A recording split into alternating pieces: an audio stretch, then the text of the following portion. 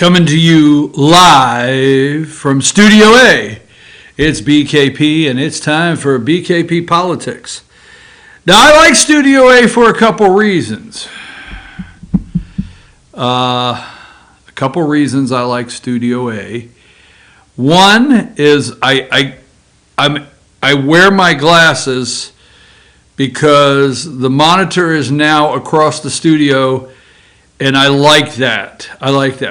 Now, when I'm in Studio B, I can't wear my glasses because the monitor's right here.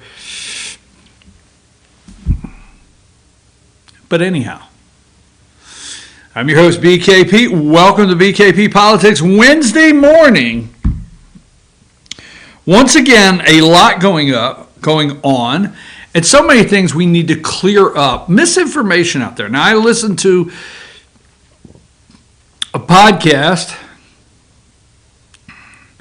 Everybody around the country and some carpetbaggers, okay, that have come into Georgia here recently, maybe radio talk show host, whatever. Don't take this wrong. We're not attacking today. But everybody has their information about Georgia, and it amuses me. That's the word that's the direction I go. I get amused when I listen to some of these podcasts that take on some things here in Georgia,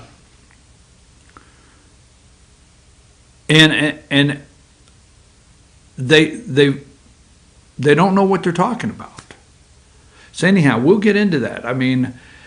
So hi, let's start here. Okay, so if you are depressed, and I know it's 8 o'clock in the morning, but if you woke up this morning and maybe you didn't see the news last night, give me number 42. This is my take. I'm going to give you a quick take. We're going to go through a couple things. I'm going to give you, my buttons. This button says stolen, okay? This button says stolen. Stand with Trump, okay? Whoever sent it to me, thank you, okay? Thank you very much, whoever sent it. I just went to the mailbox, no return address, nothing, just a little envelope. There's a button that says stolen, stand with Trump. Thank you very much. Now, I like this one. Now, this one here, okay, I'll take it off in a minute.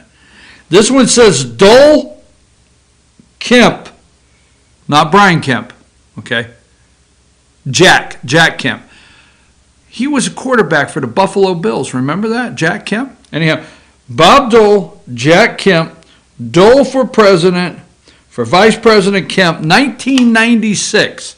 Now, my mom and dad got me this button. They brought the button back from, San Diego, the convention, the Republican convention. My dad, he was a delegate at that Republic. Oh, we're talking about electors, okay? I understand electors. I've had some in my family.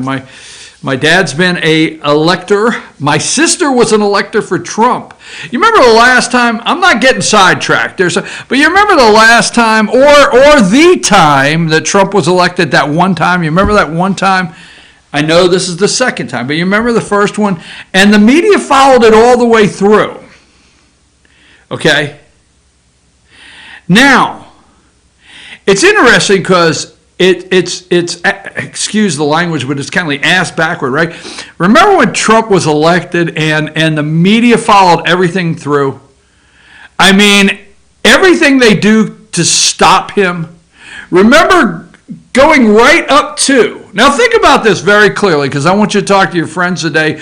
When people say that you're hanging on, you won't let go of it. I got a message yesterday saying, Brian, the Supreme Court of Pennsylvania, will you admit, that was the message I got you, will you finally admit Trump lost? Okay? Now, I don't know your age out there, so you might be 82, you might be 32, okay? Welcome. But listen to me very close. In my lifetime, see, I'm going 96. Bob Dole did not win, by the way. He did not, you remember in 96, Bob Dole did not win and Jack Kemp.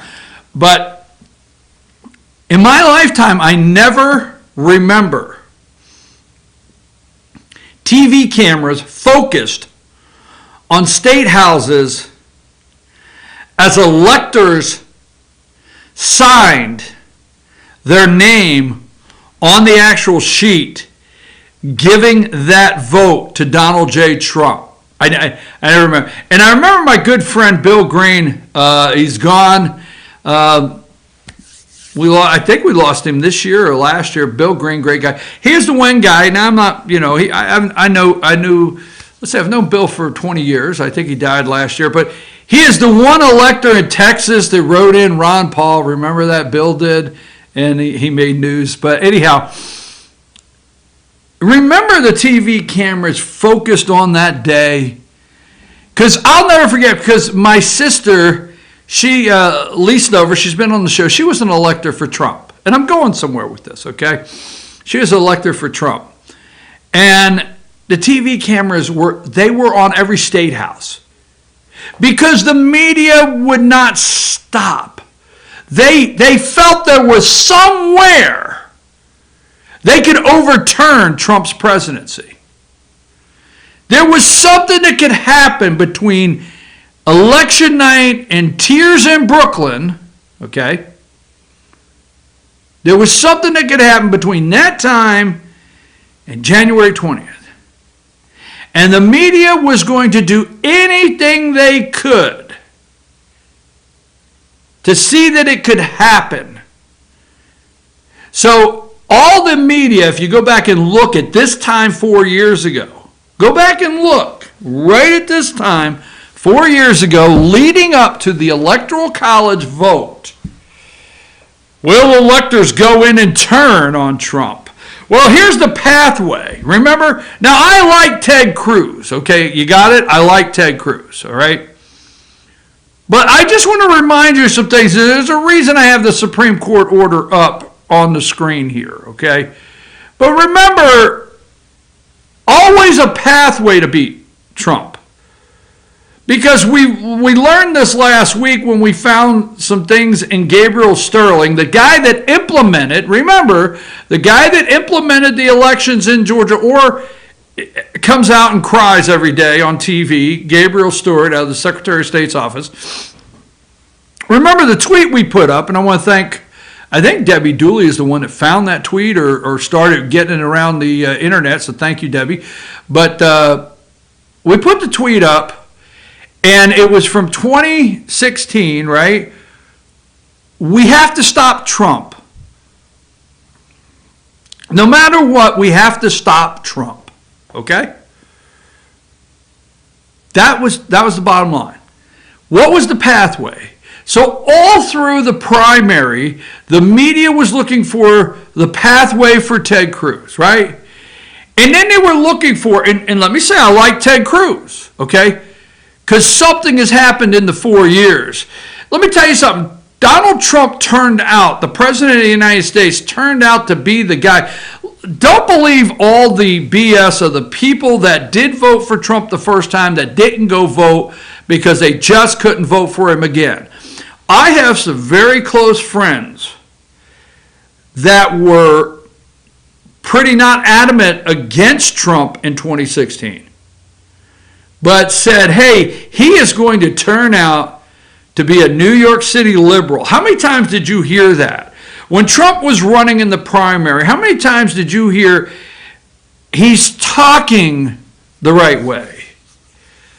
But, he's going to turn out to be a New York City liberal. Remember that? And I'll tell you what happened is the voters, until you get down to around John Kasich and Jeb Bush, okay? Those handful of Kasich and Bush voters, they didn't come on board. I got to wrap this up because that's not the direction I'm going. But remember, Ted Cruz, something happened here because Ted Cruz, you'll never convince me, doesn't like Donald J. Trump. See, Ted Cruz knows, and I'm going to go with this anyway, Ted Cruz was prepared to present this case. See, Ted Cruz knows that there's still room in his timeline, his life timeline, there's still room for him to be the guy that gets the nomination. He knows that.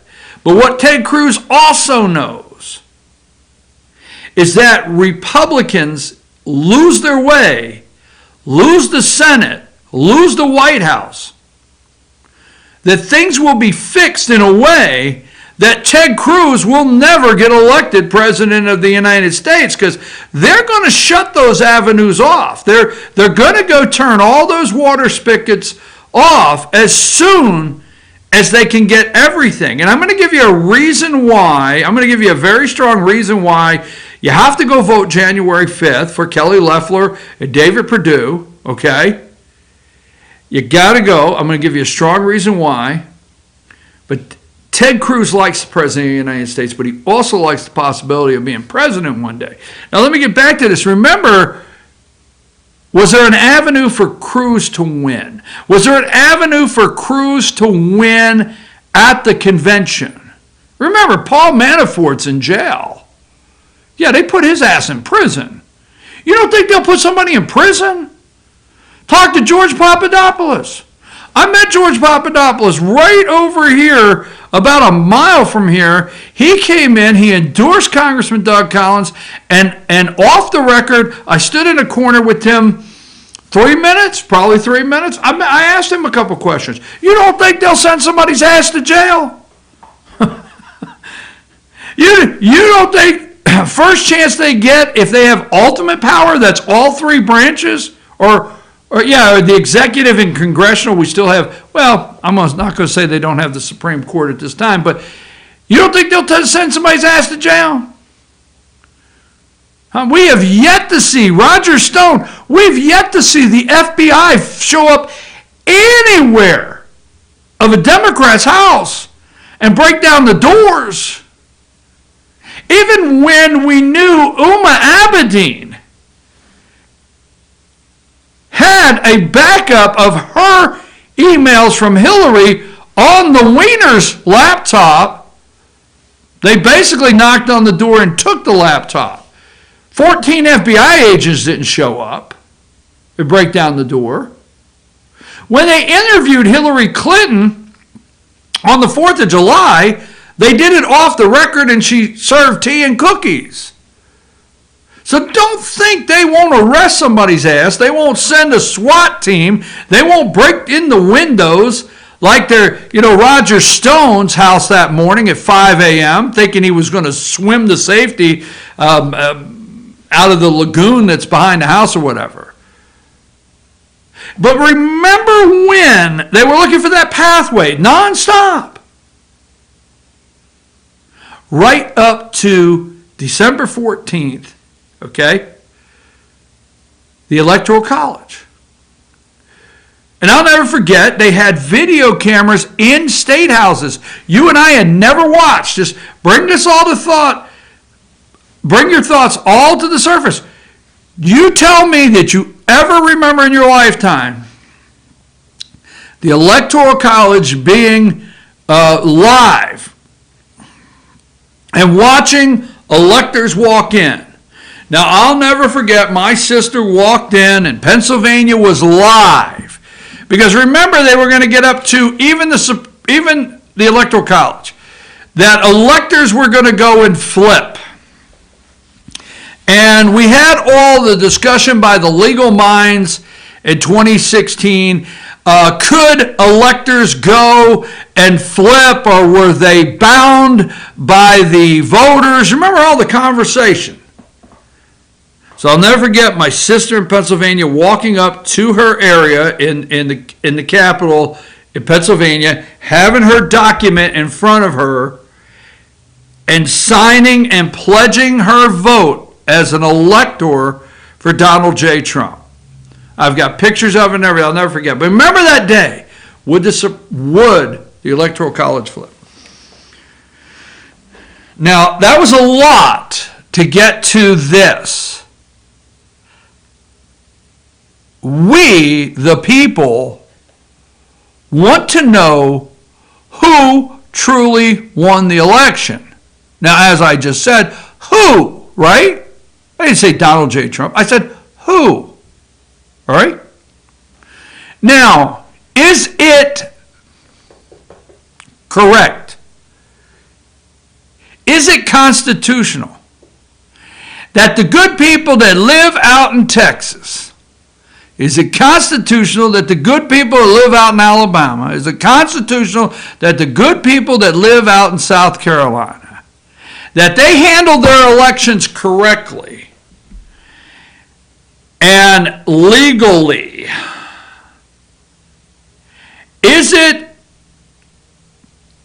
14th Amendment equal justice under the law for somebody that lives in Texas today because they picked the correct president or candidate?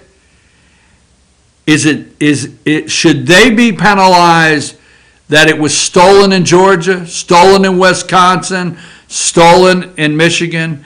Should the people of Texas, Alabama, South Carolina, and Louisiana, what's their constitutional rights that Georgia unconstitutionally changed election rules? They did it correctly. So we'll talk about that in a minute. But why are we the bad people? Because we want we the people. Now, if the tables were turned and we felt that the Democrats I want to keep saying, keep this in mind. Don't get sidetracked, because if Trump would have been named or called by the media, okay, the night of the election as the winner, projected winner, okay, the Democrats would have come out and flipped out that the media did not have the right to make that call. Now, they were all set up to make sure that they fought this to the bitter end. They're ready. 300, what did they have? 300 attorneys. You can go back and read the articles. 300 attorneys. Everything was staffed up, ready to go, because they were not going to stop. There was no way they were going to let Trump take the oath of office again. This was their last stop. If we don't get you, Nancy Pelosi, if we don't impeach you, you will always be an impeached president, and we'll get you at the ballot box. So we knew the threats were out there. So let me get to this, because I'm going to take a break and I'm going to come back. But if you're disappointed this morning in what happened in the Kelly case in the Supreme Court and Antonin Alito, Judge Alito, yesterday, let me say this. First of all, I do like Justice Clarence Thomas. We don't have a lot of track record on Gorsuch, Kavanaugh, and Barrett. We don't have a lot.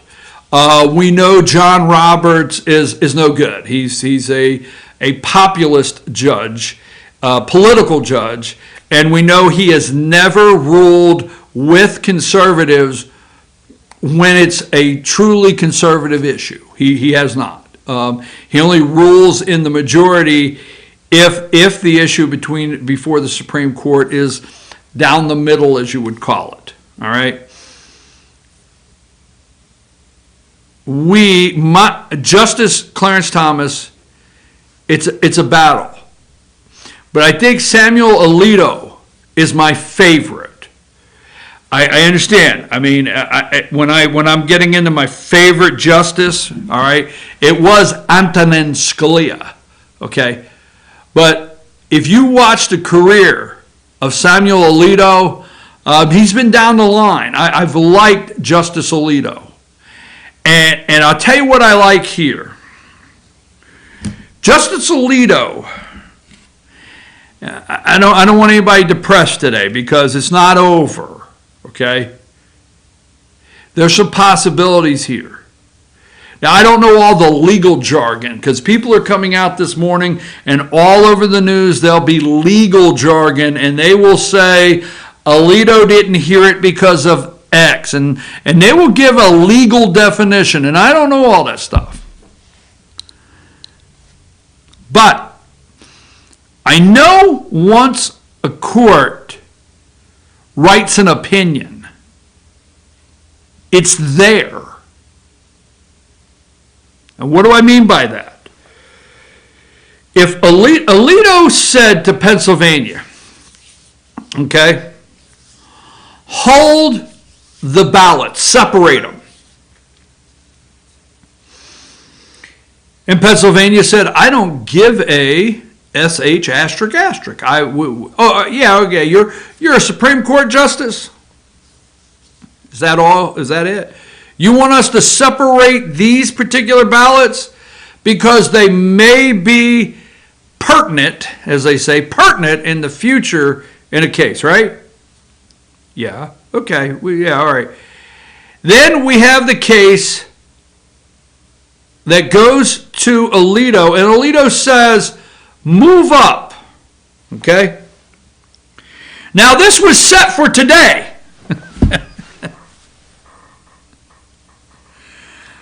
Now, think about this. Now, I just want, let's think about this together. This was actually set for today. Alito originally said, you've got to bring your answer to this no later than December 9th. And then, the other day, was it this past weekend or whatever, Alito said, I'm moving it up to 9 a.m. on the 8th. Well, everybody had their speculation of what 9 a.m. on the 8th was, right? I wanted it 9 a.m. on the 8th. Did Alito know something was about to drop in Texas? Did he? Did he move it up to get it out of the way because Texas was going to bring an actual suit against state? This is a state-on-state suit, okay? So did Texas actually, oh hell.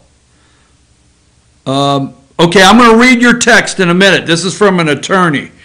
Nothing makes me I get nervous, I get a text from an attorney. So hang tight there, okay?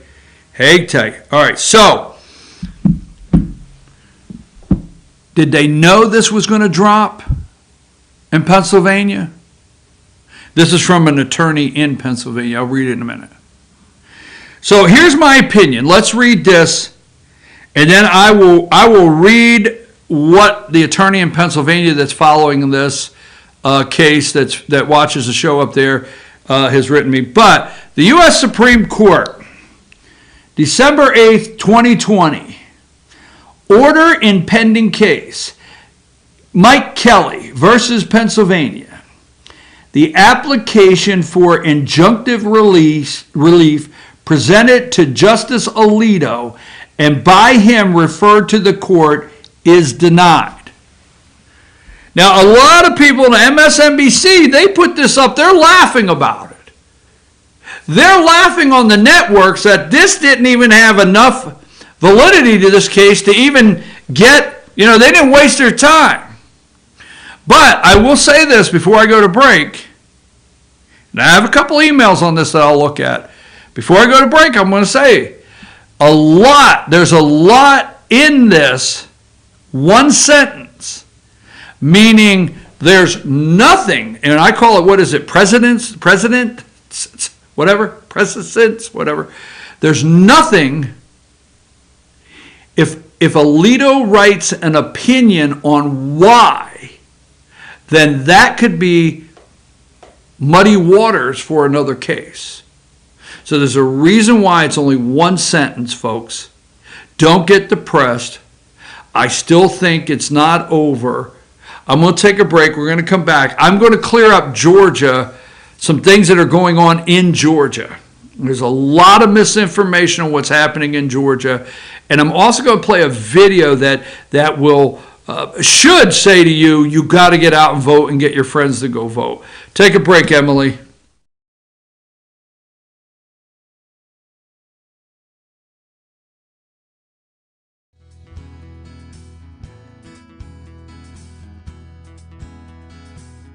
Hello, my name is Chad Watkins. I'm the manager at Larry's Body Shop. We are a family-owned and operated business and have been serving the North Georgia area since 1978.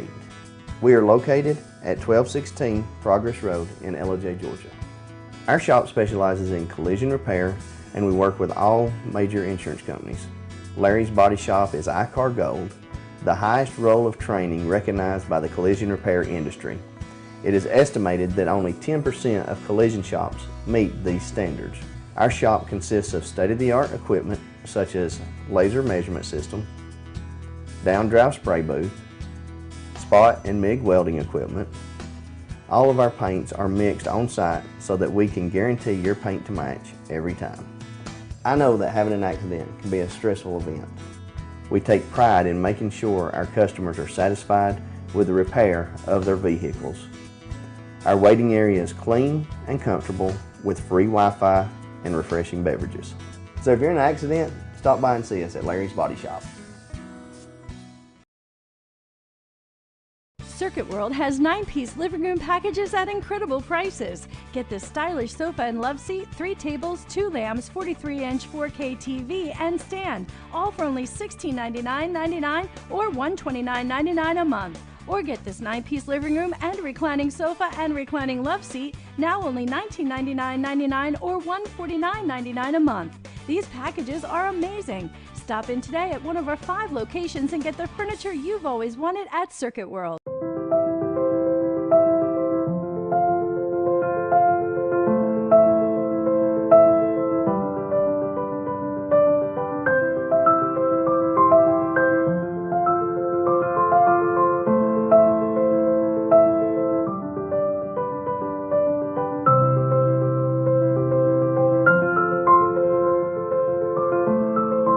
North Georgia Diamond is your source for diamonds in North Georgia.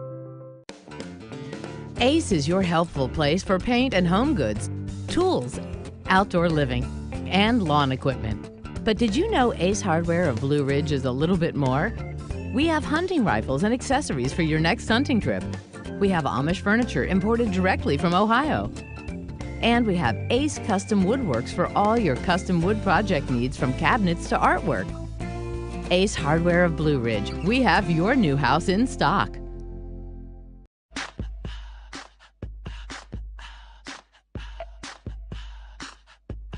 What you gonna do with all that junk?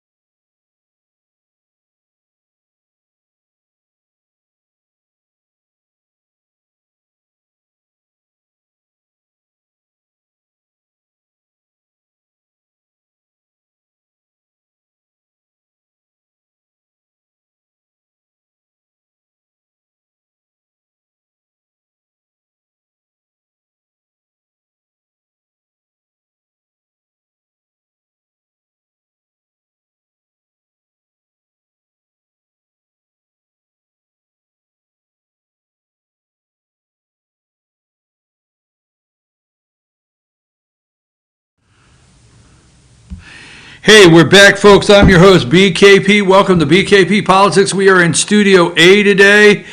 And, Emily, it's good to be with you. I usually can't see in Studio B the faces she makes at me, but I can see them here, Emily. She goes like this and all. I see all that. I see that. Is that what you do when I'm in Studio B? That's it? Hey, it's great to be here with Emily this morning. Thank you very much. She does an amazing job getting everything ready and set up for me. So let's talk about the Texas lawsuit for the Supreme Court, because I just told you the buildup, okay? And the reason I went a little long-winded. If you're new to the show, I could do that for time. But I just want to remind you, if you're disappointed in what you heard last night, I had a phone call, and this is, it was 5 o'clock, okay? And I had just left. I went to Blue Ridge yesterday. Senator David Perdue.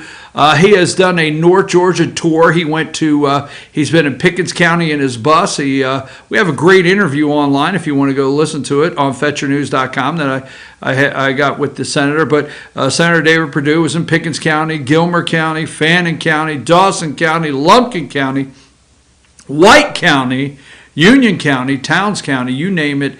So I was up at a Blue Ridge event and yesterday, so I'm doing some other things. We're a small operation here.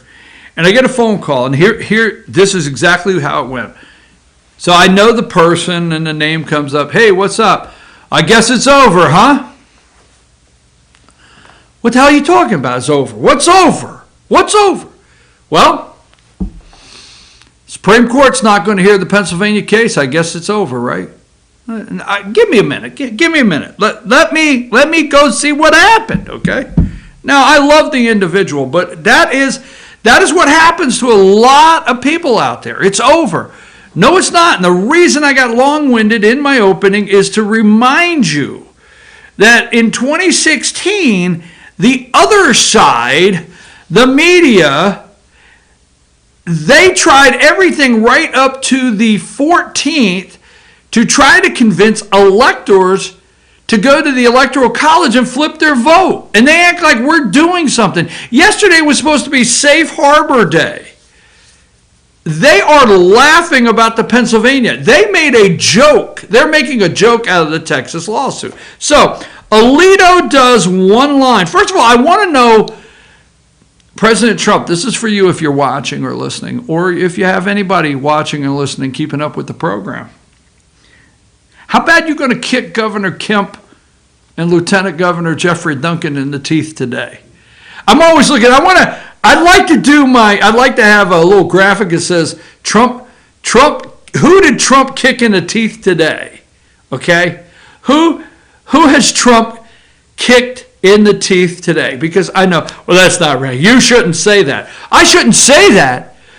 But a Democrat lawmaker in Michigan gives Trumpers a warning. You better watch out.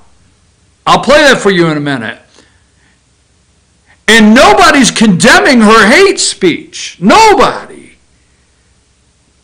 But I'd kind of like a graphic. Who did Trump kick in the teeth today? Give me a Trump with one of those when he does a punch. So anyhow, Governor Kemp yesterday, I guess it was yesterday, give me number 3. Governor Kemp here in Georgia is down 18 points in a recent poll. Don't believe it, it must be more. Kemp is done, okay? Let me just say something. Let me say something if you're out there anywhere, because we can clear up the Georgia misinformation you're getting on some radio programs out there. Not all. Love the Rushman, like Sean, the great one, Mark Levin. There's a lot of them out there. But some of the radio programs out there, and I'm going to leave the names off, they're accepting what they hear as fact, and they're not looking into it. But anyhow, our governor, Brian Kemp, is toast. Okay? One and done.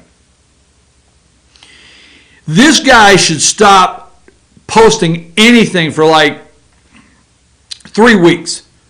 Let everybody forget he exists.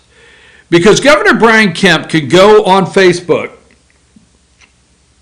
Go look it up. It's funny in a way. He could go on Facebook and said, he could post, I just visited a children's hospital in South Georgia, whatever, something really nice. And I'm happy that we're going to be able to put more money in to study this, okay? And what should be a nice, friendly post on social media? Go look at the comments underneath. Nothing positive, just blasting him. He's done. So number 2, the Trump kick in the teeth. Number 4, not 2, I didn't mean that. I meant the second one. We'll talk about that one later. You've jumped the gun on the pardon one, but that's okay. You've let the cat out of the bag, Emily, on that one. But that was actually, I'll take responsibility. Number 4, okay, the kick in the teeth from the president. Brian Kemp and puppet Jeff Duncan. Your poll numbers are tanking like seldom seen before. Always said Georgians are smart. They're tanking, baby. Duncan is toast. All right, Lieutenant George Hamilton II, Jeffrey Duncan. So let's get back to let's go here, number 10, all right? Because I'm going to read something to you because my first segment, I'm correct, but I'm going to read a little legal jargon to you, okay? Professor, probability of Biden winning gives Trump early lead is less than 1 in quadrillion, right? Quadrillion. What was that movie? Austin Powers, right? A quadrillion. 1 in, and this just we'll go with this in a minute. 1 in quadrillion. Okay. Give me number 9. Attorney General Steve Marshall. Here's my statement. Okay. On the state of Texas motion filed with Supreme Court and the state of Alabama commitment to fight to ensure election integrity. Alabama's in the game, okay? All right, give me let's see what the other one is. Number 8, okay? Number 8, is that 8?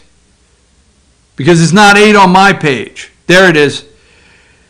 7 states have now joined Texas' lawsuit arguing that the Equal Protections Clause has been violated in this election. See, this is a state on state. Supreme Court has to take this a different way than the Pennsylvania case. From state to state. Louisiana, Arkansas, Alabama, Florida, Kentucky, Mississippi, South Carolina, South Dakota. It's like, hey, just because you guys couldn't pick the president, we did. Why should we suffer? Number 1,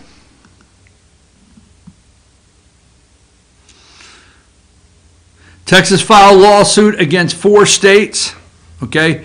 What was it? Wisconsin? Is it Wisconsin, Michigan, Pennsylvania, and Georgia, right?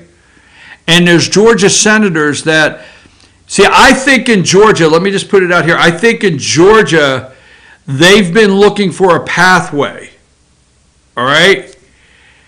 And I really think, I have no knowledge of this whatsoever, and I have no sources that have told me that's going to be straight, but I just really think that we've got some Georgia lawmakers that encourage this to happen as a pathway. Because in general, what is the Texas lawsuit asking? They're asking the Supreme Court to nullify the election in these states, okay? And what they're doing is they're trying to protect the rights of their voters. A voter in Texas, a voter in Arkansas, a voter in Alabama, a voter in South Carolina, they have every single right, okay? They have every single right of due process and be treated fairly under the law according to the Constitution. So what they're asking is for Article 2, Section whatever, the Constitution to be invoked in Georgia, Michigan, Wisconsin, I guess, and Pennsylvania.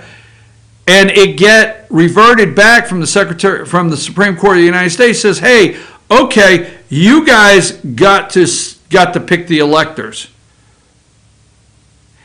I think this was not over, okay?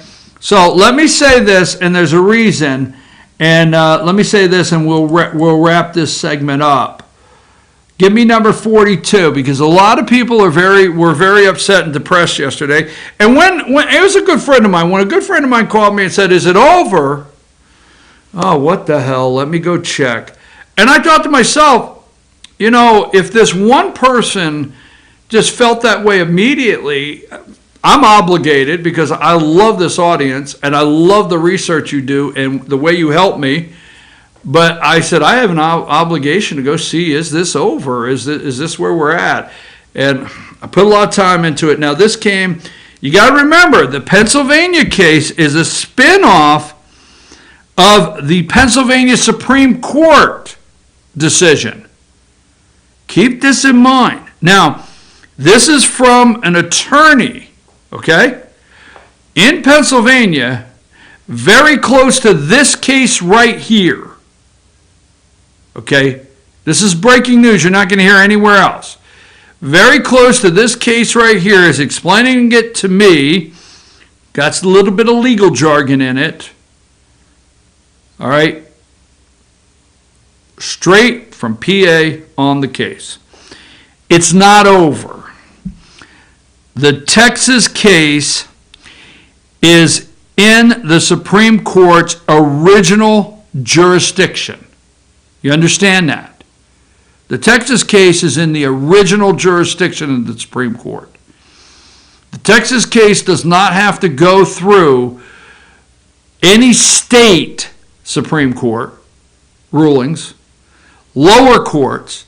It's directly in their jurisdiction.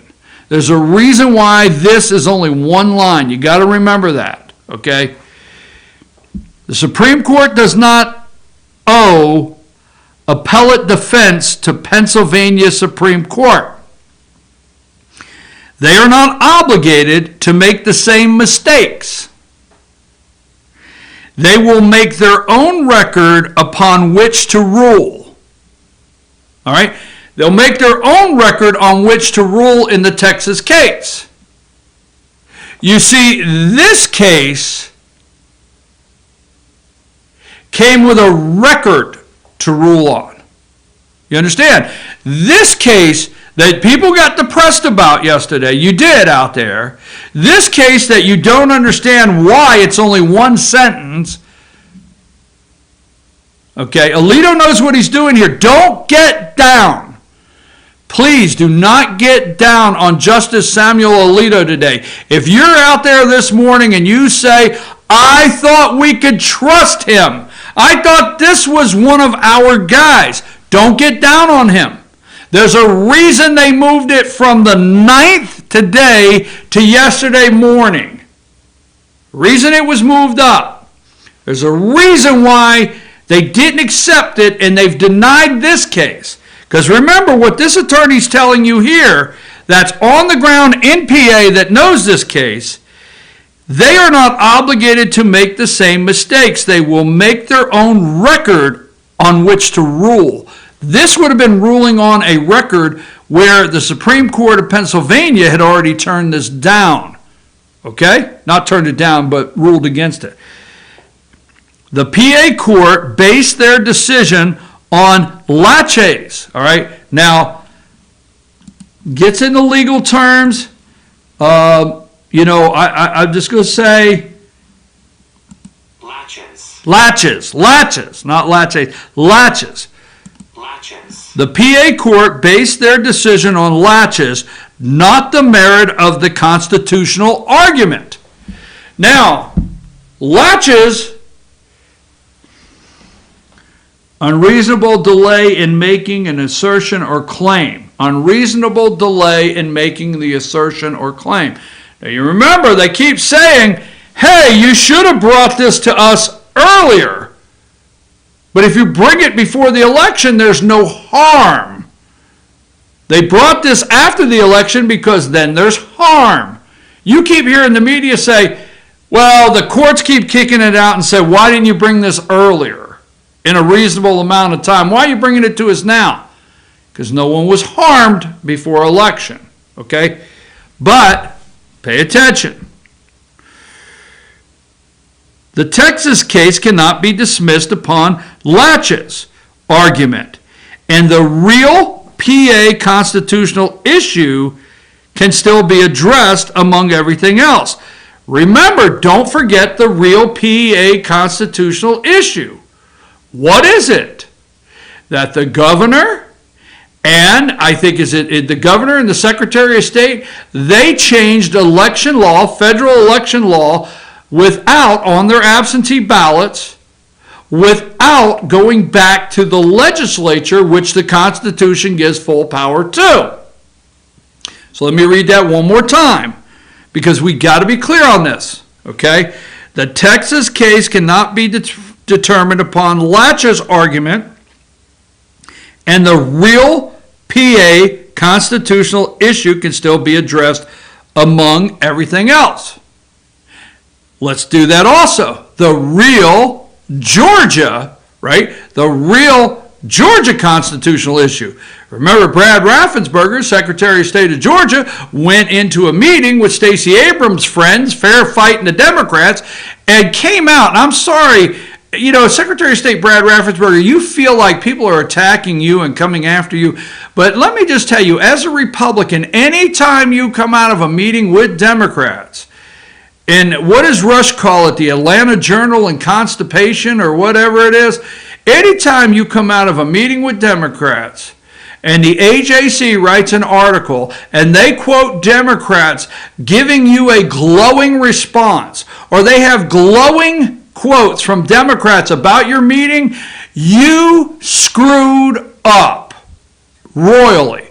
So the constitutional issue can still be addressed in PA, among other things, right? The constitutional issue in Georgia, where Raffensperger signed that decree in March that we discussed in this show right here, April, of what he did.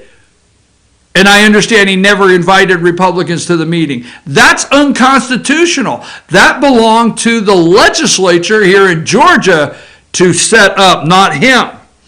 I predict a stay on certification until the Supreme Court case is over. Now, this attorney, this is not me, this is an attorney. You have this, okay?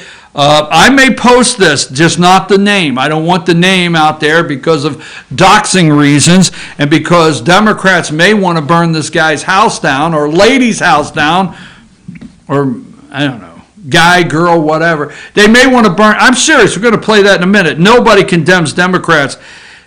They will start attacking in a different way, because here is what this individual says. I predict a stay on certification. The Supreme Court say we need a stay on this state. We need to put a stay on their certification until the Supreme Court case is over. Okay, let me see what the final is. Here's a final comment from this attorney. I would love about this is that the PA Supreme Court thought they were being smart by not addressing the merits of the PA constitutional argument. Okay? That ends up making it easier for the U.S. Supreme Court. So I hope when I say this, you understand the Texas lawsuit, okay? And you're no longer, I hope I've done my job, you're no longer depressed over what happened in Pennsylvania, okay? I really do. Because this is the real deal. Give me number one. What Texas has done is the real deal, okay? Now, if the Supreme Court of the United States says on this case, and what do they have? I mean, I don't know. This one right here. I got a tweet. I pulled the tweet offline. When I say I think it's creditable,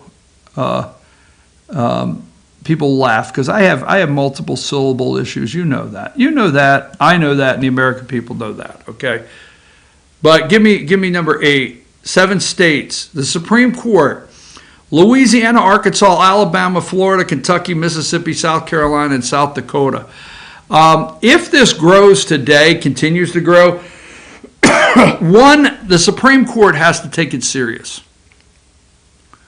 They got to take it serious, man. Okay? And when I say that, our hope is the Supreme Court of the United States. Now, all they're asking for is, my opinion, what I understand, is all they're asking for is for it to be sent back to the legislature.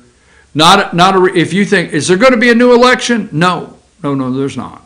It's not going to be a new election. Are we going to have a new election in Georgia? No, you're not. But the Constitution provides remedies, and that's what gets on my nerves here. The Constitution provides remedies that say, okay, if you can't determine the winner, and I'm just paraphrasing here, if you can't determine the winner, it goes back to your state legislature, and they pick the electors. There is a fix in the Constitution. So we still don't know if the electors would be picked for Trump, but we know the Supreme Court, after hearing this case, may say to Wisconsin, and may say to Pennsylvania and Michigan and South Carolina, is that the 4 states? But may say to them, hey, you got to kick it back to your state legislature. We're going to nullify your election because it's inaccurate. We can't determine it. And equal protection under the law, you got to go to your state legislators and let them pick the electors in the state. Then we'll go from there, okay? But it's not over. It's not over. Now, I'm going to go a little more into this. Let's just look at this. I want to look at this. I have an article here, okay? Put up number...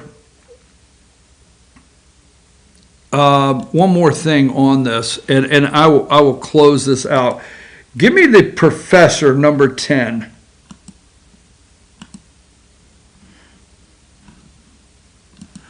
Okay.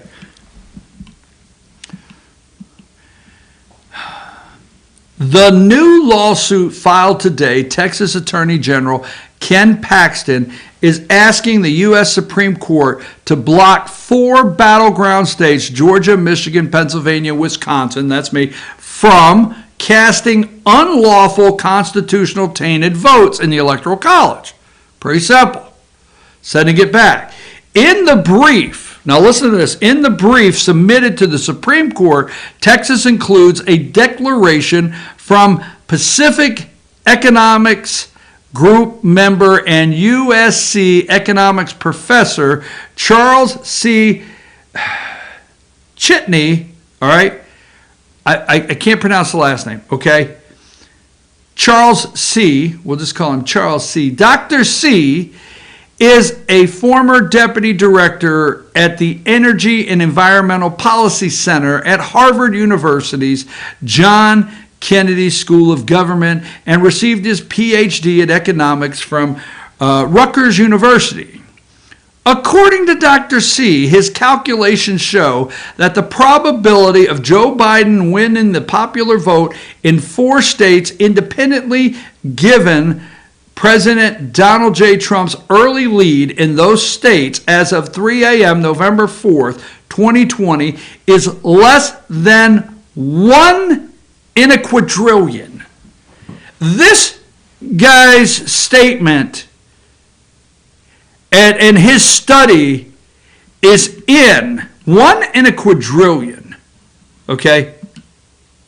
Now, I know what you're saying. Well, Cindy Powell has all this proof, and we've got proof. I know, I get it from you. We've got proof, okay, of Dominion voting machines switching votes. We've got proof of this, that, and the other thing. We'll go this, that, and the other thing.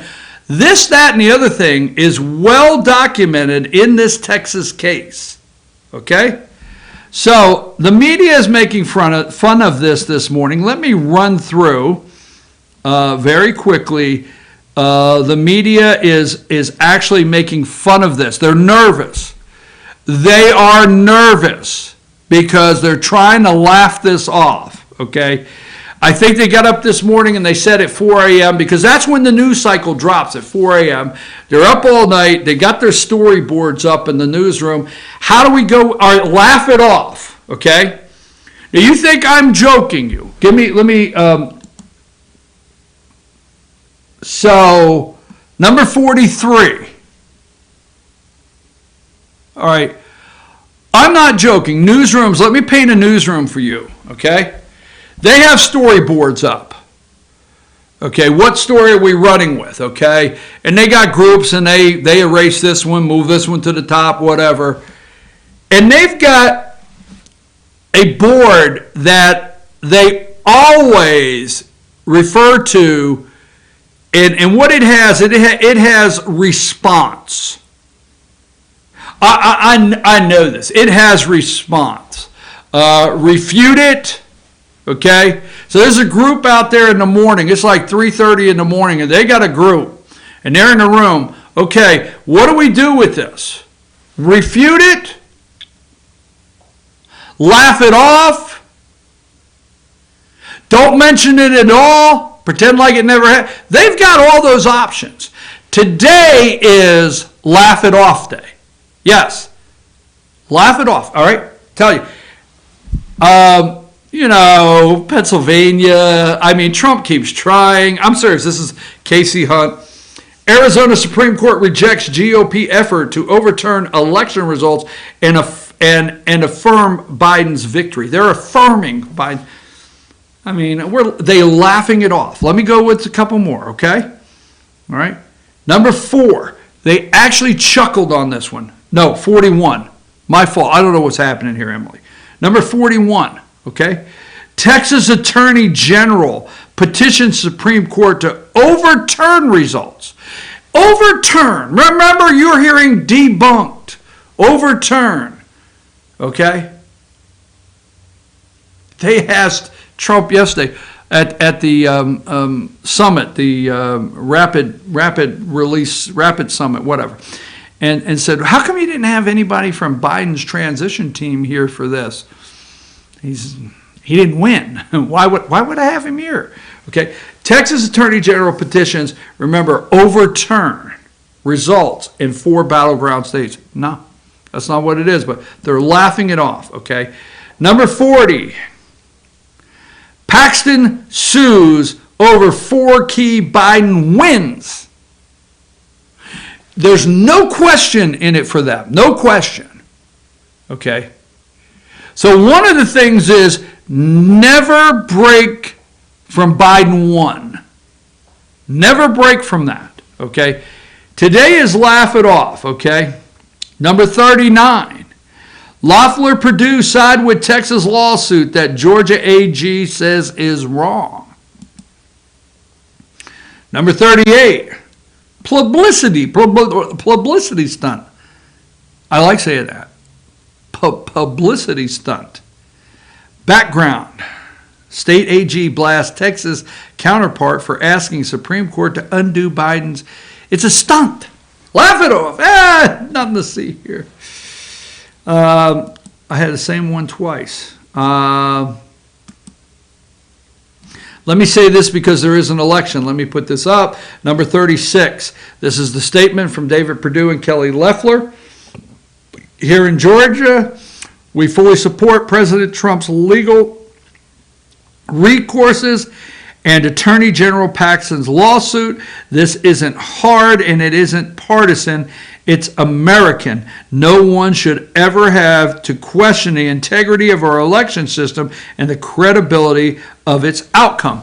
I spoke with Senator Perdue 2 days ago, and I asked him that direct, and he's very direct about it. And he doubled down. I don't say doubled down because he's probably said it somewhere else, but he reiterated 2 days ago in an interview that you can watch on FetcherNews.com that I did with David Perdue, the senator, 2 days ago. He reiterated his call for the resignation of Secretary of State Raffensperger. Okay, number 35. I feel sorry for Texans that their tax dollars are being wasted on such a genuinely embarrassing lawsuit. Okay? This is what's being said. It's a publicity stunt. It's embarrassing, this lawsuit. Okay? Number 34, laughing it off. Let me get to another one. I have so many things today, and we're going to get to them. Hold on, I want to see. I thought for a minute that CNN had one up here, so I want to check. Hey, you know why I'm going through this? You know who will be, you know how you know who will be not the next president, but maybe the next 47, 8, or 9? Is they send them to China for training. Give me number 19. Mayor Pete may get China post. Huh. That's being sent for training. Yes. He's got to be sent for training. He may get an ambassadorship to China. He's going over for training. This cracked my ass up, excuse me, because I can't get over this. This is funny as hell. Axios always does one big thing, okay? One big thing before Morning Joe comes on. And the Axios one big thing is this right here. Look at the line underneath, number 20.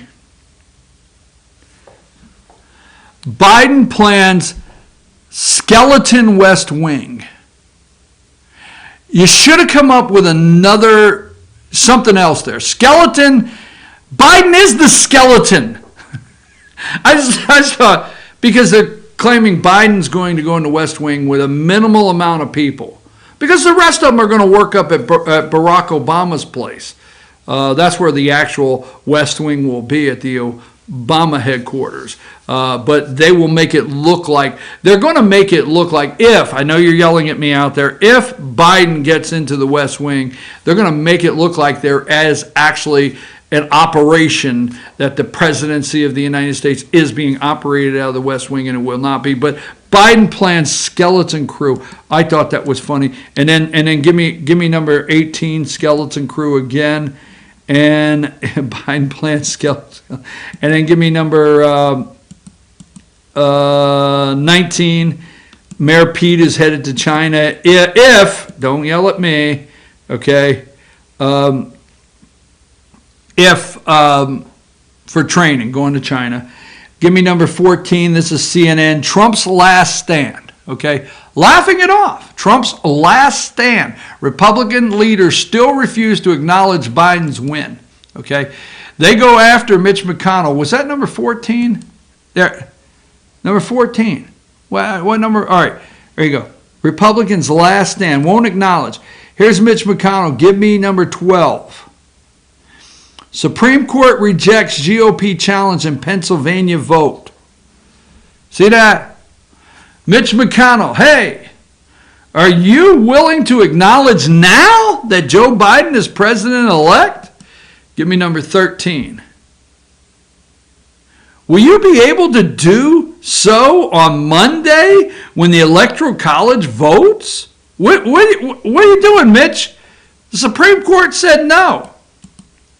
All right. Number 11, CNN. Supreme Court rejects GOP challenge in Pennsylvania vote. Now, they took no time to break it down like we did today. None whatsoever. And they got all the legal minds working there and everything. We don't have the legal minds working here. You know that for sure, don't you? Okay. Okay, I'm going to come back. I want to play a clip from the president, because if he hasn't given up, you shouldn't give up. And then I'm going to give you my reason. I'm going to add to the reasons why you have to go vote January 5th. I said this on Friday's show. I'm going to double down, as they say. Take us a break, Emily.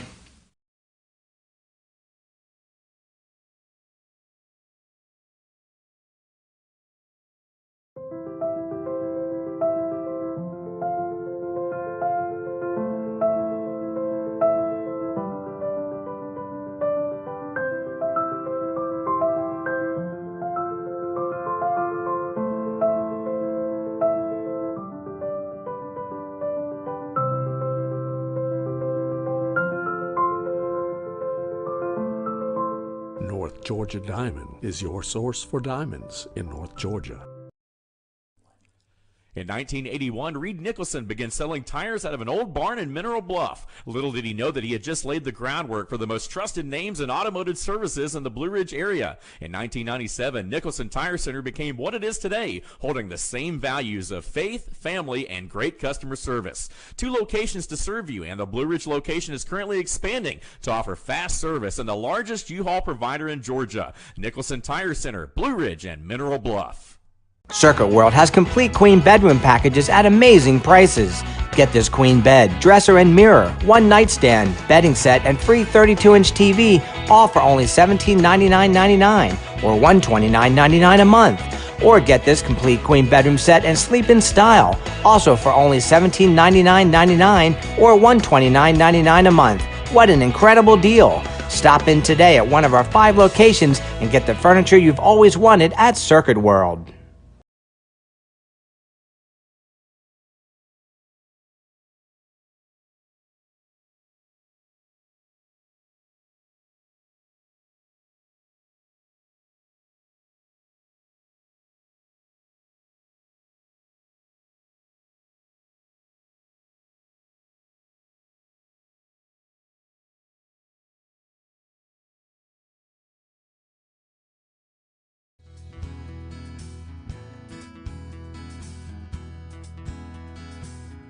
Hello, my name is Chad Watkins. I'm the manager at Larry's Body Shop. We are a family-owned and operated business and have been serving the North Georgia area since 1978. We are located at 1216 Progress Road in LOJ, Georgia. Our shop specializes in collision repair and we work with all major insurance companies. Larry's Body Shop is ICAR Gold, the highest role of training recognized by the collision repair industry. It is estimated that only 10% of collision shops meet these standards. Our shop consists of state-of-the-art equipment such as laser measurement system, down-drive spray booth, spot and MIG welding equipment. All of our paints are mixed on site so that we can guarantee your paint to match every time. I know that having an accident can be a stressful event. We take pride in making sure our customers are satisfied with the repair of their vehicles. Our waiting area is clean and comfortable with free Wi-Fi and refreshing beverages. So if you're in an accident, stop by and see us at Larry's Body Shop. Circuit World has 9-piece living room packages at incredible prices. Get this stylish sofa and love seat, 3 tables, 2 lamps, 43-inch 4K TV, and stand, all for only $1699.99 or $129.99 a month. Or get this 9-piece living room and reclining sofa and reclining love seat, now only $1999.99 or $149.99 a month. These packages are amazing. Stop in today at one of our 5 locations and get the furniture you've always wanted at Circuit World.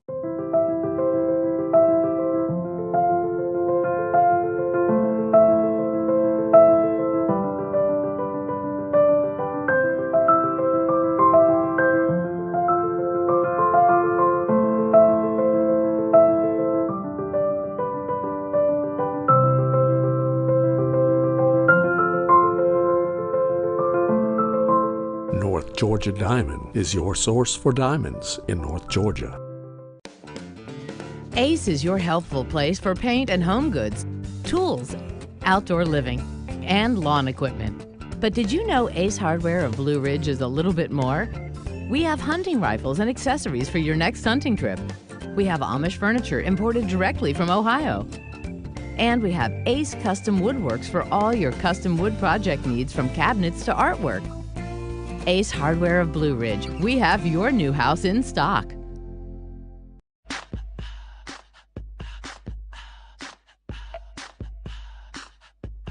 What you gonna do with all that junk?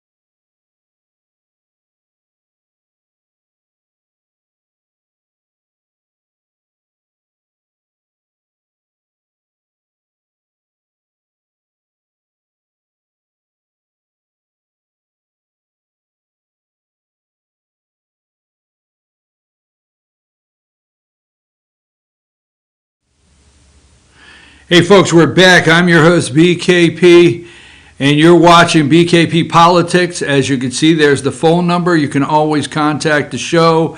You can email me. You can text me throughout the day. You can say you want to be on the show if you have comments. And thank you, Research Department. BKP Politics in Studio A this morning. Now, let me just, somebody sent me a message. I want to make a brief. Yes, Senator Perdue did comment.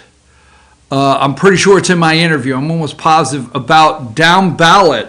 He barely lost to John, or his vote count is just barely under that 50+1 threshold needed in Georgia. So there's a reason the deep state won't let go. And we keep talking about the president in Georgia, but you realize the actual majority of the Senate hinges on one Senate seat. There's two, but it hinges on one. If the recount, if the election was changed in any way whatsoever, that could, Perdue may not even have to run in this runoff. So there's a lot more at stake here that the deep state in Georgia is trying to stop at every single turn from Georgia doing anything about this. So let me get to this, okay? Yesterday, and I'm going to call this, if the president has not given up, you should not give up. And I love this because they had this was at the Warp Speed, okay, Operation Warp Speed, and Trump signed an executive order yesterday for America First. They hate America First, okay? Don't understand that, but America First. They signed a declaration yesterday saying that the Americans would get the vaccine first. But during that time, one of the reporters, I won't give them the time of day, stood up and said, Mr. President, President-elect Biden, wanted to make sure he hears that, okay? This is a summit with your COVID-19 response team. Everybody's there. Why would you not, on this important issue, Americans are dying in the streets, so why would you not invite members of President-elect? Get the video ready there, Emily, to play.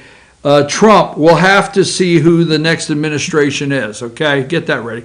But why would you not invite President-elect Biden's COVID-19 transition team? Why wouldn't you invite members of them to be here? Wouldn't that be important? Here's Trump's answer. We're going to have to see who the next administration is because we won in those swing states and there was terrible things that went on, so we're going to have to see who the next administration is. But whichever the next administration is will really benefit by what we've been able to do with this incredible science, the doctors, all of the people that came up, the lab technicians. The work that's been done is incredible, and it will be incredible for the next administration. And hopefully the next administration will be the Trump administration with a victory. Now let's see whether or not somebody has the courage, whether it's a legislator or legislatures, or whether it's a justice of the Supreme Court or a number of justices of the Supreme Court. Let's see if they have the courage to do what everybody in this country knows is right. And if somebody has the courage, I know who the next administration will be. And I'll tell you what, life will be much easier for this country because of what we've done right now. And because of a lot of the people in this room, the job you've done on the vaccine, together with a lot of others, has been a modern-day miracle. And it's really been acknowledged as such. And I want to thank you. I want to give you my love. And I want to give you my thanks because you're very special people. And now, good luck. You distribute that, General, and really set records, okay? Set records just like we've been doing for 4 years. Thank you very much. Thank you, everybody. Thank you. Courage. The Wizard of Oz, the lion, the cowardly lion. If I only had some courage. Yes, I have no courage. What are you going to ask the wizard for? What are you going to ask Oz for? Courage. Why isn't Biden's people here? Because he didn't win. Why would I just invite strangers to the party? Courage. Will a justice of the Supreme Court, or more than one, have courage? Will they find the courage to do the right thing? Will a legislator or a group of them have the courage to do the right thing? Now, it's very sad in America. What do they call it? Doxing? Is that what it's called, Emily? Doxing? Yeah. It is really sad in America that the Supreme Court of the United States, Amy Coney Barrett's got, a school bus load of kids, right? So if the Justice Barrett, if she was to vote or have a ruling and say this was an unconstitutional election in these states, how long before they would find her children? Would her children ever be able to live safely in America? I'm serious, again.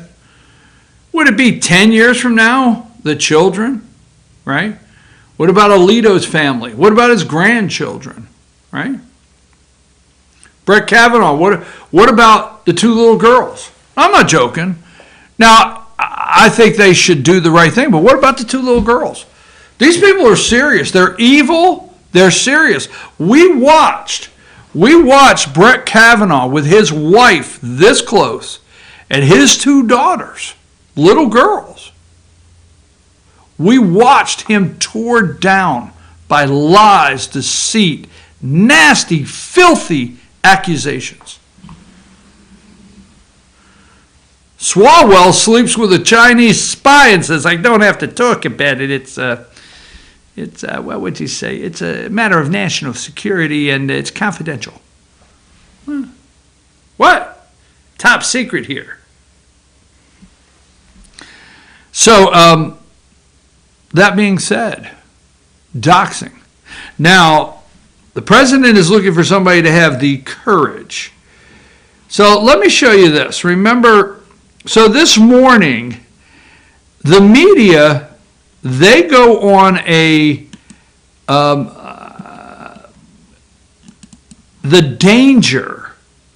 If we do not accept everything with COVID, okay, we are creating a dangerous atmosphere. We are, okay? And let me just show you a couple things because here it is, number 22.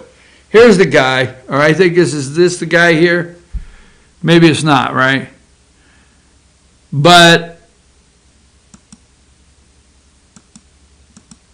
let's see. I have something here. Oh, here it is. Now the media, number 28. COVID denial increasing danger in Idaho and across the country. So there was a woman in Idaho that was on a health department Zoom meeting at her office. And she broke out crying in the Zoom meeting and said, I have to go because there's protesters banging on the door of my house and my 12-year-old little boy is home alone. Denial increasing danger across the country. Danger. It's denial, right? Let me see who's calling from Texas. Hello. Hi, is this Tommy? Who? Tommy? No, you have the wrong number. Okay, I'm sorry. You got the wrong. It said Texas. I wanted to check. I mean, what if it was the Attorney General of Texas or the governor? Right? All right, so anyhow. COVID denial increasing danger, number 29. Right? Remember this lady here? All right, number 48.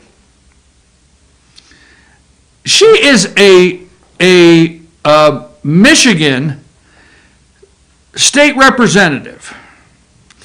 And her name is Johnson, Democrat Representative Johnson on Michigan House Oversight Committee. Now, she was one of the bald-headed black woman scared the hell out of me. I just got to be honest. I look at that picture. I know, but it scares the hell out of me. So anyhow, she had one question. They gave everybody one question at that Oversight Committee hearing in Michigan, right? Her one question, Johnson asked what her full name was, even her maiden name. Clear case of doxing and intimidation, okay? She asked one of the witnesses their full name, including their maiden name. No outcry by the media. None whatsoever, okay? President's looking for somebody to have courage. Media doesn't talk about this anywhere. Play the video. It's a Parler video, I think it is. Play that one. So this is just a warning to you Trumpers. Be careful. Walk lightly. We ain't playing with you. Enough of the shenanigans. Enough is enough. And for those of you who are soldiers, you know how to do it. Do it right. Be in order. Make them pay.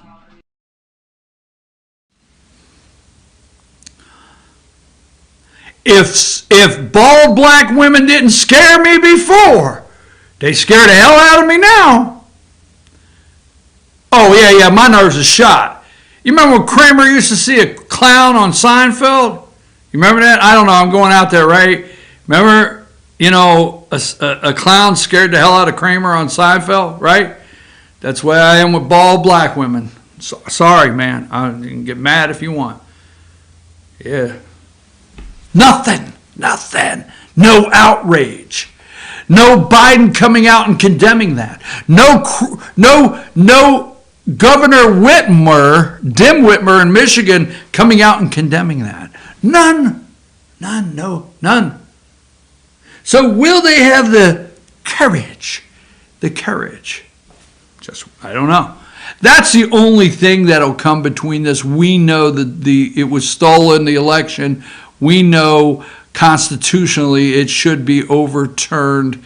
When I say overturned, the certifications, not Joe, the certifications that the Secretary of States have done in these 4 states, we know those certifications should be overturned, not the election results, because we don't have the election results.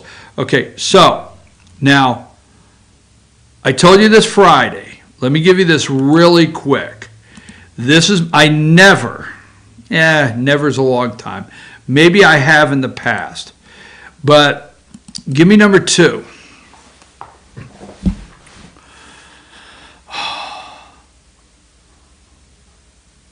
New York Attorney General predicts Trump will step down, allowing Pence to pardon him. Well, you look at that headline and you think this is absolutely ridiculous, right? That is laughable, right? But folks, this is an attorney general of a state in our union that's been elected by the people of her state that is making this comment. Now, why is the attorney general of New York making this comment? What did I tell you Friday? Right? The House of Representatives, Jerry Nadler, okay, Nancy Pelosi, the Addams family crew there from the House, trumped up 2 frivolous charges of impeachment articles, right? And they sent them over to the Senate. Folks, the only thing that stopped Donald Trump from being removed from office, that's why they're fighting now. Their last line of defense was to cheat in the election, okay? But Donald Trump would have been removed by the Senate. Now, I can hear you saying, no, they had to have 60 votes. Folks, as soon as Chuck Schumer and Nancy Pelosi get this kind of power with not Joe Biden, the actual Obama administration that will be running things, okay, the shadow government, as soon as they get this kind of power, they will get rid of the filibuster. They will get rid of anything that stops them from controlling everything again. And it would have been down, if they would have had the power, it would have been down to 51 votes, and they would have voted to remove Trump from office. Well, it's constitutional. This is constitutional. My God, get the nitro out. Don't start telling me what's constitutional, because the damn Democrats could care less what's constitutional. You're living in this day and age.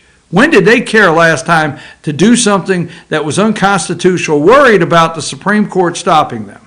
So all of that being said, right?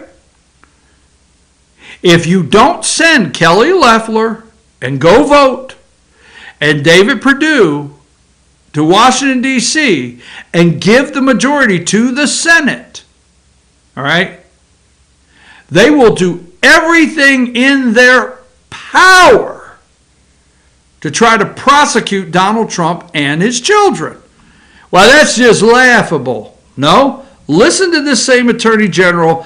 I don't, like I said, I can't, it's the Facebook video that says New York AG. It's on The View. I never put up The View, but I want you to listen to these cacklers on The View. The woman in this headline is about to tell you her plans for Donald J. Trump when he leaves office. Play that video.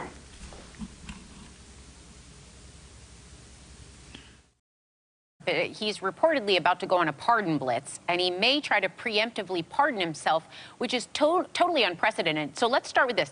Can he even do that based on your legal expertise? So he can preemptively pardon individuals.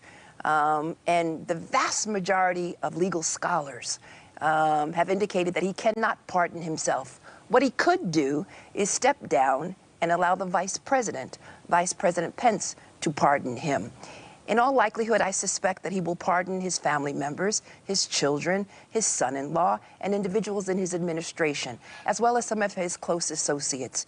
And then I suspect at some point in time, he will step down and allow the Vice President to pardon him. Now, it's important to understand he is pardoned from federal crimes, but he is not pardoned from state crimes. Last year, I introduced a bill in the state legislature which would close the pardon loophole so that individuals such as the President of the United States would not evade justice. It's important that we have this check on presidential powers. And in the legislature, the state legislature, I'm so happy they passed that bill, and it is now the law in the state of New York. President Trump cannot avoid justice in the great state of New York. So just to reiterate, there's no way a potential pardon for Trump or his 3 eldest kids would shield them from anything you're investigating. Am I right? That's what you just said, I believe. Correct. But it's important, Joy,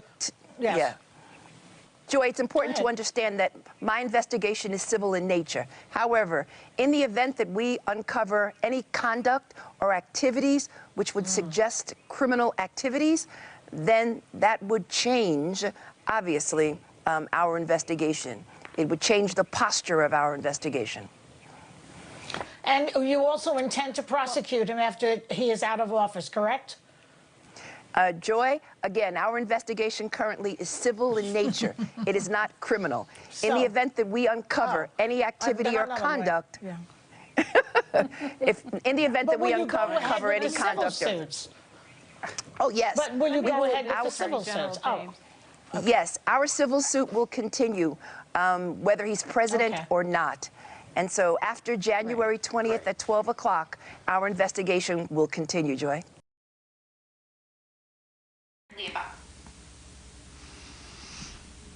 Okay, let me remind you of something that I just said. Number 2, this is actually a woman that is, put up number 2, this is a woman that is an attorney general of the state of New York that has been elected that will be looking at every way possible to prosecute your president. Okay? They will be. I wanted to bring this up for a reason. Now, although the cackling hens on The View, okay, mean nothing to me. I don't watch this show, okay? I don't care what Whoopi says or Joy Behar, whatever her name is. These cacklers, nothing, okay? But the point I'm making is, it's the cackling like this that will go on from sea to shining sea, and they will not stop. You see, what if Biden is inaugurated on the 20th? And Trump has a rally and says he's running in 2024. They got to finish this guy off, okay? It's like the Energizer Bunny. I'm just telling you. I'm just telling you. So you got to go vote. That's why I'm just pushing.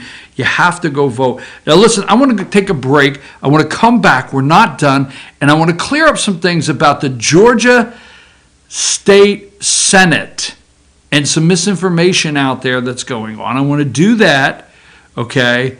And we're not done. You need to come back. We got another full segment when we return. Take us to break, Emily.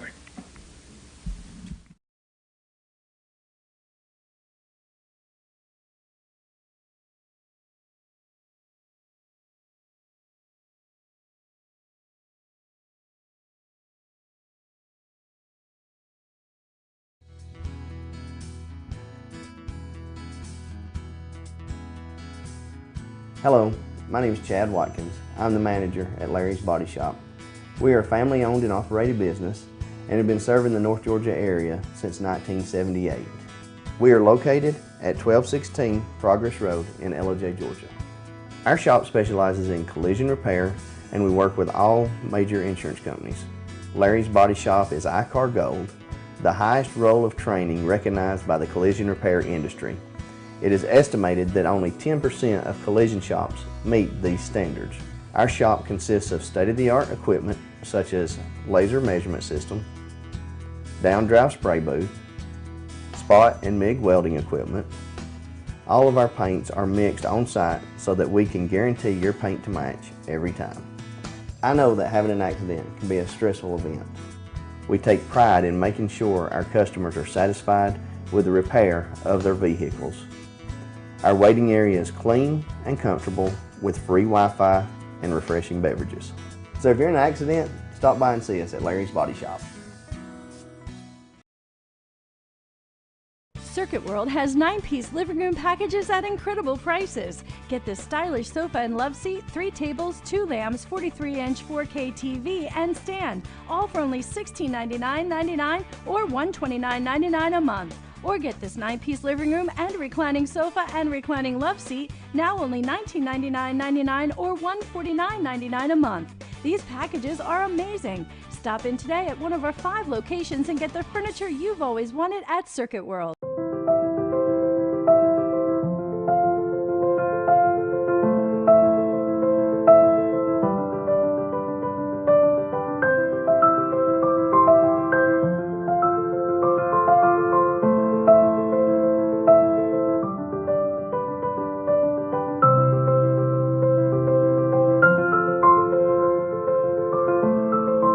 North Georgia Diamond is your source for diamonds in North Georgia. Ace is your healthful place for paint and home goods, tools, outdoor living, and lawn equipment. But did you know Ace Hardware of Blue Ridge is a little bit more?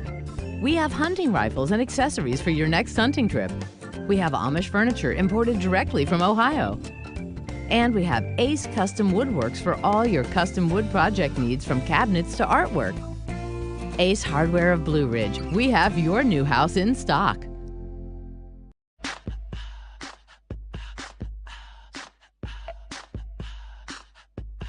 What you gonna do with all that junk?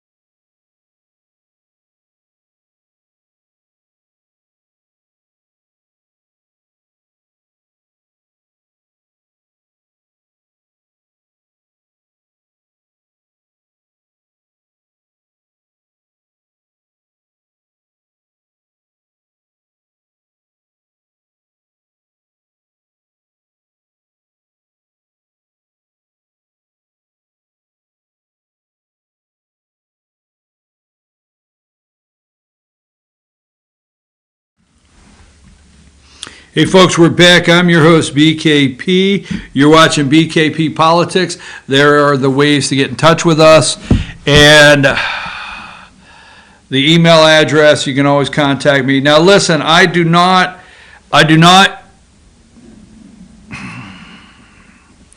called an elected official, and I said to this elected official, I said, I don't carry anybody's damn water, you understand? If you ever tell me something, I'm serious, if you ever tell me something, and it's to get me to carry water, it's going to be a bad damn day. I'm serious. So if you can't answer something, because there's, I'm going to say about 15. I got about 15 elected officials that I can call throughout the state or close to elected officials, ask some questions, and I try to dig into things, all right? So, you know, I know everybody got together over in Athens, all right? And look, at 12 o'clock today, Rush Limbaugh, the great broadcaster, the EIB, Excellence in Broadcasting, Rush will come out and he will have an amazing 3 hours. And what Rush has taught me, and this will get some people to attack me, Rush has taught me to pause, okay? And I've listened for so many years, and I can go on the internet, and I love each and every one of you across that camera, but Rush has taught me to pause for a minute. Okay, and even in the age of information that's just running 100 miles an hour, 1,000,000 miles an hour, I've got to pause. It's real easy to retweet. It's real easy to just say this happened and go with it, all right? Ware County, I've watched the video. I understand what you're saying. I agree with you. But when it first came out about Ware County, Georgia, I paused a little bit. I wanted to see. And I want you, the research team, to help me in every way possible. Please send me information. You do, it's great. But when I say that, I pause. Now, there's some radio networks that, not networks, or there's talk shows out there that will not pause. That's why Rush is amazing, okay?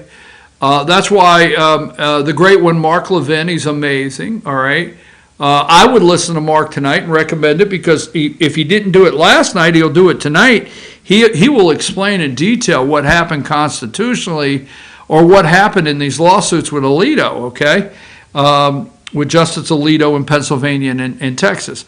But all of that being said, there are some radio talk show hosts that just want to, you know, build their viewer base or listener base and will say anything. You got to be careful, they'll say anything. And there are some people that feel in the state legislature, in Pennsylvania, everywhere, that if they can get the president to say their name and not in the way of Brian Kemp, or say their name out loud and not in the way of Jeff Duncan, that now all of a sudden they have a status. Just saying. So yesterday it started spinning around on the internet that Lieutenant Governor Jeff Duncan threatened, I'll use the word threaten, I will, senators with their committee assignments and their leadership assignments in the Senate. So first of all, Jeff Duncan is toast. And I'm gonna explain something to you of what happened. Now, every year they have a pre-legislative meeting, okay? A pre-legislative meeting over in Athens. That's the Georgia lawmakers. They do every year.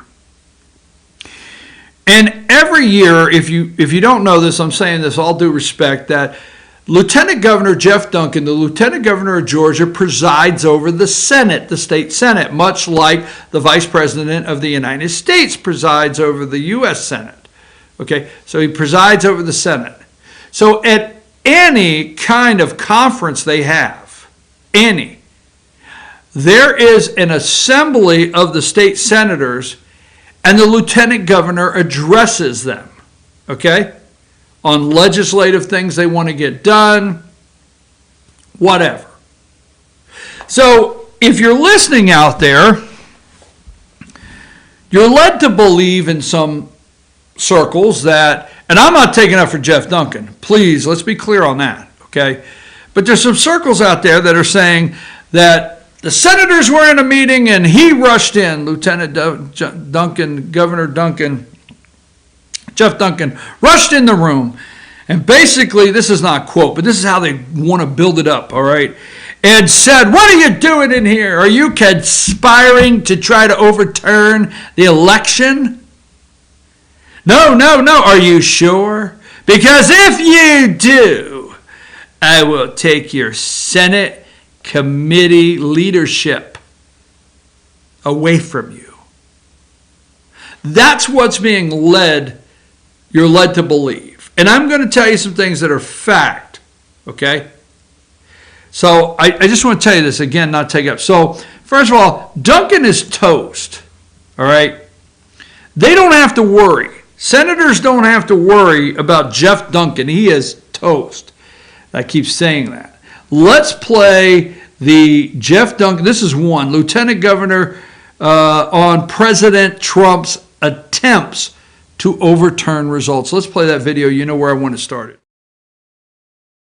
After some other Georgia Republicans called for legislators to name new electors, Kemp and Duncan said that would be illegal. And Lieutenant Governor Jeff Duncan joins us now. Lieutenant Governor, good morning to you. Over the weekend, you said you were concerned by the president's continued attacks, baseless attacks on the election, and disgusted by the security threats that have followed those attacks. I'm curious, what was your breaking point?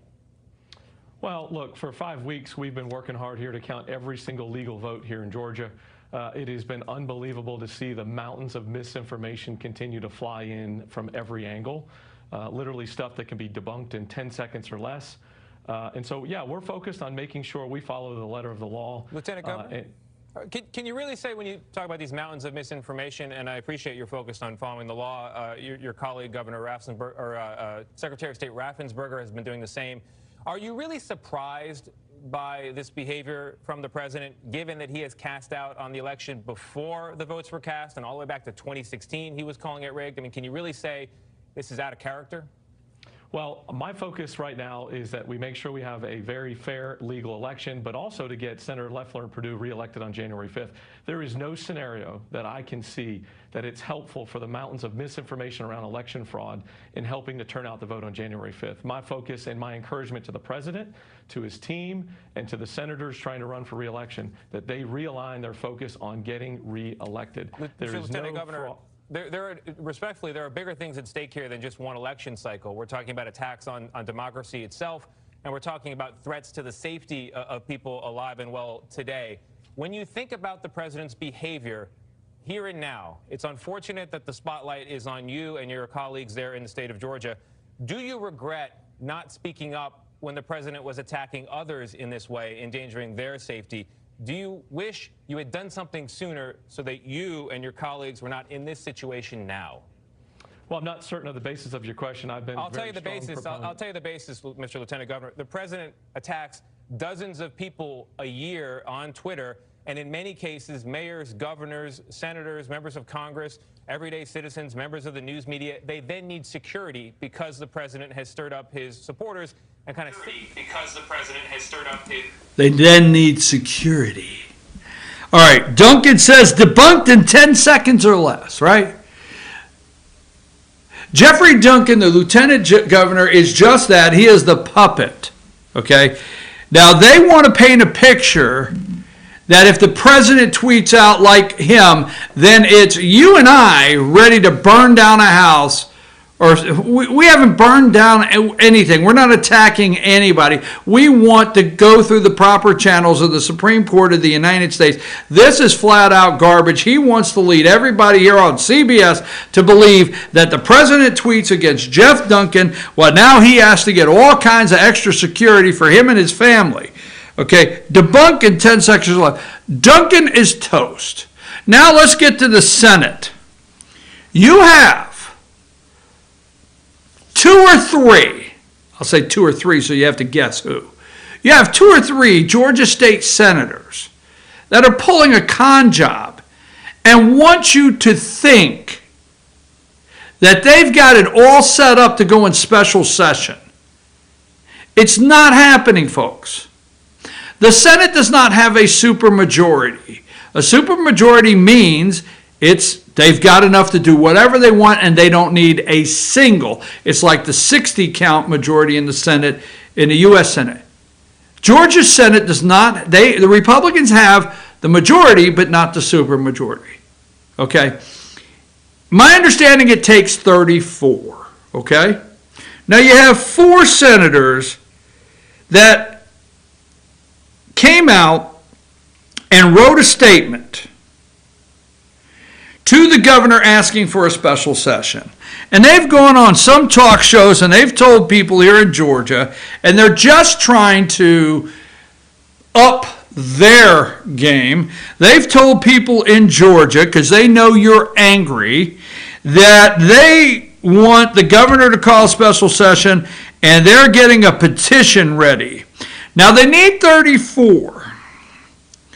The claim is 20 senators were ready to sign this petition to go to the governor, and Jeff Duncan walked in the room and threatened them with their committee assignments, and it went from 20 to 12. Didn't happen. Didn't happen. Okay? Duncan did address the senators. Now here's the bottom line. There's never been a petition presented. One does not exist. So if you hear these senators today that talk about Duncan, which I do not like, I want to be clear, he's one and done. He's a never-Trumper, okay? Jeff Duncan is through in my eyes. He is. He's dumb. The president said he's dumb. I didn't. The president called him a puppet. But what I want to be clear is there's no petition that went around. It doesn't exist. All right? They don't have the 34 votes they need. All right? Duncan talks to the Senate every year. There was no threats or there was nothing inferred. Got to understand, this is an entire room of senators. There's a lot of senators that have come out and told the truth about this. Nothing was inferred, okay? It was very clear in the address that the lieutenant governor gave to the senators in Georgia, it was very clear that he's supporting Kemp 100%, the governor. So in Donald Trump's words, it's very clear he's the governor's puppet. Very clear, okay? It was very clear also he wasn't going to be happy if people signed on to this, but never inferred anything. So what I want to be clear on is there wasn't a group of senators in a room trying to whip the votes together to get 34, and they had 20. Duncan broke in, threatened them, bullied them, and they went down to 12. It was actually an assembly of the senators that happened all the time being addressed by the lieutenant governor. It was clear it wouldn't happen. Now, there's one more thing that I want to be clear on.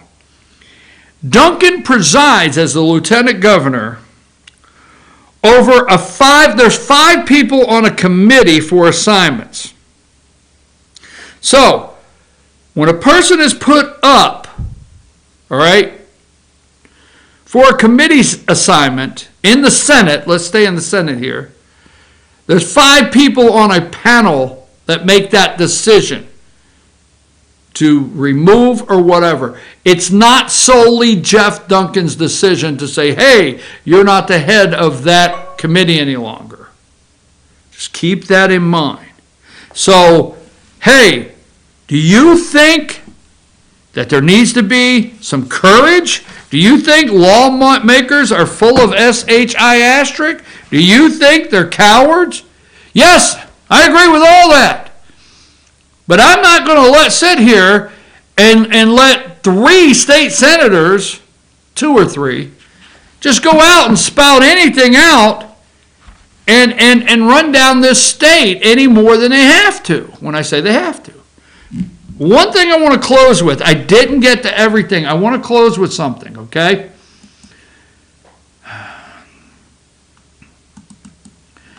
And I'm going to say this tongue-in-cheek and all due respect.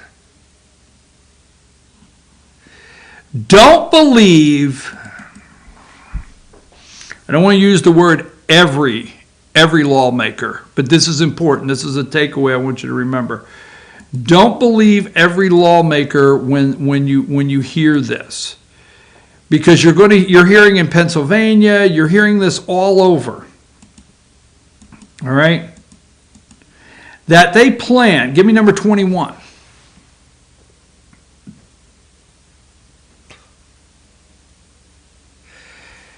Georgia Republicans vow legislation to limit mail voting despite no evidence or fraud. Won't happen. Won't happen.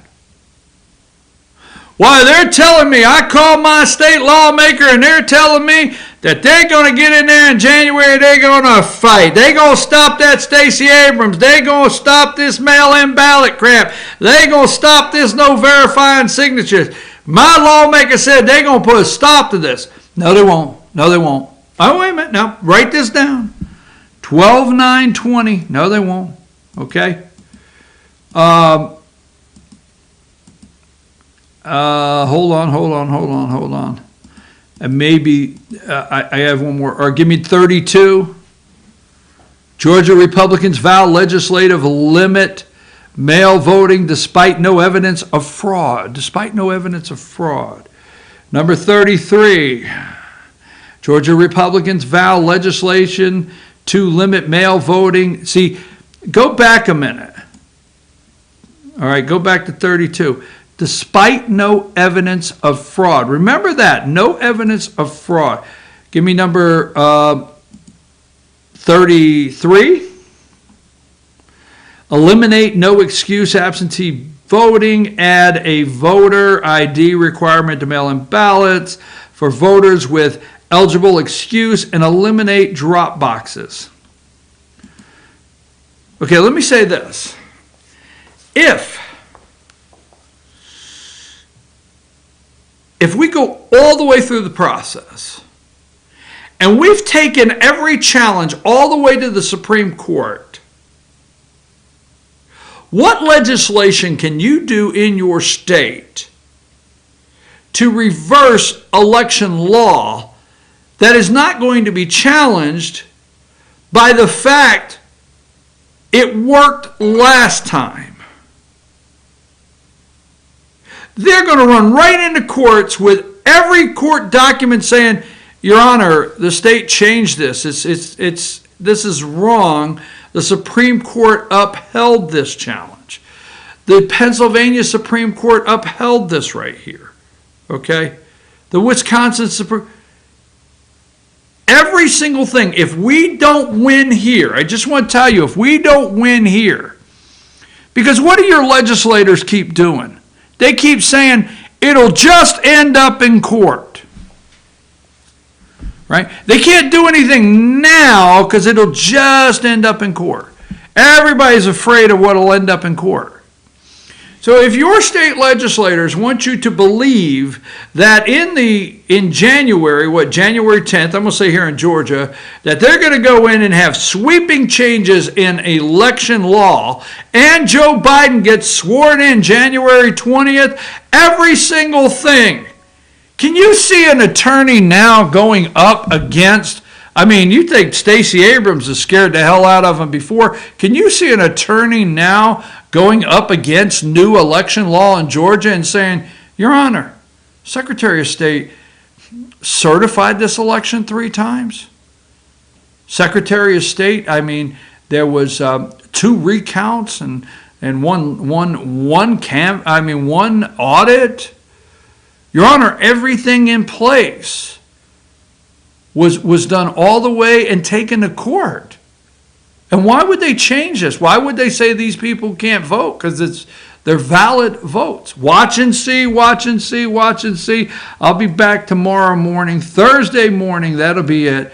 FYNTV.com, BKP Politics. Put up there how they can get in touch with me. There you go. That's the way you do it.